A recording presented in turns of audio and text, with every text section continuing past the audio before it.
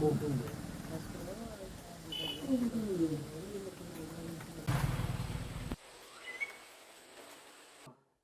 ମହାରାଣା ପୁଅ କଥା ସବୁବେଳେ ମନେ ପଡ଼ୁଛି, ଖାଇବି କାନ୍ଦୁନି, ସେମିତି ବସିଛି ଆଉ କ'ଣ କରିବି।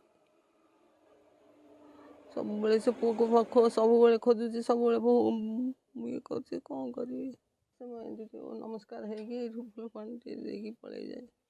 ନାଇଁ ଆଉ ସେଗୁଡ଼ା କହିଲା ବେଳକୁ ଧୈର୍ଯ୍ୟ କିଛି କରିପାରୁନି। ଦୀପକ କୁମାର ମଲ୍ଲିକ, ଜିପି ଜନାର୍ଦ୍ଦନପୁର, ଏଇ କେଉଟୁଲି ଗୋପୀନାଥପୁରରେ ମୋ ଘର। ଶହୀଦ ଗୋପୀନାଥ ମହାରଣା ପାଇଁ ଆମେ ବହୁତ ଆମ ଇଏ ଡେଲଡାରେ ବହୁତ ଗର୍ବିତ।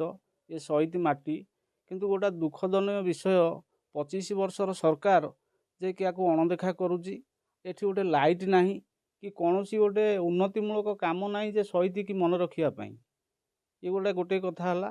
ଆଉ ଗୋଟେ କଥା, ଆଜି ଅଗଷ୍ଟ 15 ହେଉ କି ଯାହା ଜନ୍ମ ଜୟନ୍ତୀ ଉତ୍ସବ ହେଉ, କୌଣସି ପ୍ରଶାସନର ଏଠି ମାନେ ଦେଖା ସାକ୍ଷାତ ନାହିଁ, କୌଣସି ସାହାଯ୍ୟ ଏଠି କରୁନାହାନ୍ତି କି କିଛି ବି ନାହିଁ। ଏଠି ଏ ଜରାଜୀର୍ଣ୍ଣ ଅବସ୍ଥାରେ ଇଏ ଶହୀଦ ମହାରଣା ଅଛନ୍ତି, ତାଙ୍କ ଫ୍ୟାମିଲି ବି ଜରାଜୀର୍ଣ୍ଣ ଅବସ୍ଥାରେ ଅଛନ୍ତି।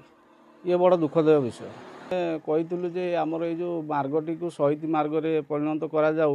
ଏ 25 ବର୍ଷର ସରକାର କିଛି ଶୁଣିଲେ ନାହିଁ କି କିଛି କଲେ ନାହିଁ। ଆମେ ଏ ନୂଆ ସରକାରଙ୍କୁ ଦାବି କରୁଛୁ ଗ୍ରାମବାସୀ, ଶିଶୁଆ ଠାରୁ ବିଲାହାଟ ପର୍ଯ୍ୟନ୍ତ ଏଇ ଯେଉଁ ରାସ୍ତାଟି ଶହୀଦ ଗୋପୀନାଥ ମହାରଣାଙ୍କ ମାର୍ଗରେ ନାମିତ କଲେ ଆମେ ଚିରସ୍ମରଣୀୟ ହେବୁ ଆଉ ଦୀର୍ଘ ଦିନ ପାଇଁ ମନେ ରଖିବୁ ଯେ ଇଏ କାମଟି।